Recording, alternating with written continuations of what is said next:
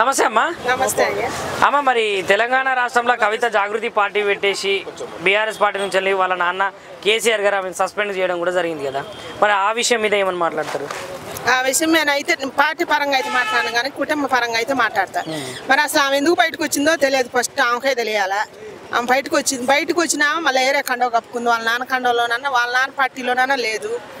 వచ్చి బయటకు వచ్చినా మెదలకుండా లేదు. మళ్ళీ వాళ్ళ నాన్న పార్టీ గురించే చెబుతుంది. ఆమె అట చెబితే వాళ్ళ నాన్న పరువు ఆమె తీసినట్టేగా, ఆమె తీసినట్టుగా బిడ్డ.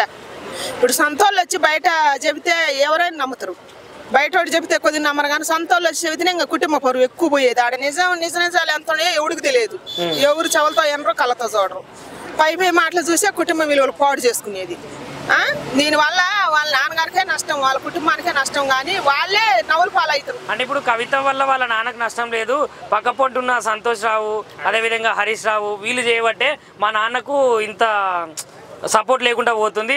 అదే కాళేశ్వరం విషయంలో కూడా ఇంత అవినీతి జరిగింది అని చేయడానికి, అవినీతి జరిగింది అనడానికి దానికి నిదర్శనం ఇవ్వాలంటే హరీష్ రావు అని చెప్తుంది కదా. ఇవన్నీ ఆమె ఎన్ని చెప్పినా కూడా ఆమె వచ్చి బయటకు వచ్చి చెప్పడం వల్లనే ఆ కుటుంబం పరుగు పోద్ది. ఇప్పుడు వాళ్ళందరూ అయితే వచ్చి బయటకు వచ్చి చెప్పలేదుగా. వాళ్ళైతే ఏరేకండ కప్పుకొని చెప్పలేదు. నువ్వు సొంత బిడ్డ చెబితే నమ్ముతారుగా.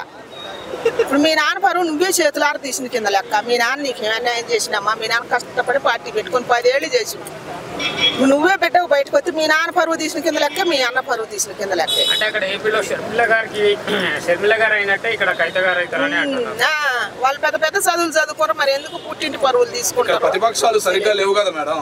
కావాలనే కేసీఆర్ బయటికి పంపించారు. ప్రతిపక్షంలో బీజేపీలో కానీ కాంగ్రెస్ లో కానీ తయారు చేయడానికి అనుకోవచ్చు కదా. మనం ఎన్నైనా పుట్టించుకుంటాం. వాళ్ళ కుటుంబం నాశనం అయిపోయింది. నవ్వుల పాలు అవుతారు కదా, అయ్యేది వాళ్ళేగా, మనం కాదుగా. ఇప్పుడు తండ్రి అయితే బిడ్డ అయితే అన్న అవుతారు. వాళ్ళ కుటుంబం నుంచి వచ్చింది కాబట్టి వాళ్ళ కుటుంబం పాడైపోద్ది. కానీ ప్రతిపక్షాలు ఇవన్నీ వాళ్ళు కావుతారు ఇవన్నీ అనుకోవటం వేస్ట్. ఇది అసలు బీసీ నినాదానికి కలవకుండా కవితకు సంబంధం ఏమున్నది? మరి కవితను చూసుకుంటే ఒక రావు కుటుంబానికి చెందిన బీసీ ఓసీ, మరి బీసీకి సంబంధం లేదా, సంబంధం ఉన్నదా? అసలు కవితకు బీసీకి సంబంధం ఏంది? దేశానికి నాయకుడు అనేవాడు బీసీలు కులాలు ఇవన్నీ చెప్పడు. ఆయన అందరిని పరిపాలించడానికి వస్తాడు నాయకుడు. ముఖ్యమంత్రి అయ్యే దేవుడికి మొత్తాన్ని న్యాయం చేయడానికి, వెళ్ళటానికి, అందరికి న్యాయం చేయడానికి వచ్చేది.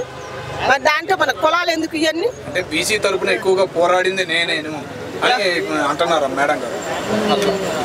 ఇవన్నీ పుట్టించుకోవటమే కానీ ఇదంతా అనవసరం. బాగా లైక్ చేయండి, షేర్ చేయండి, సబ్స్క్రైబ్ చేయండి. మరిన్ని వీడియోల కోసం బెల్ సింబల్ పై క్లిక్ చేయండి.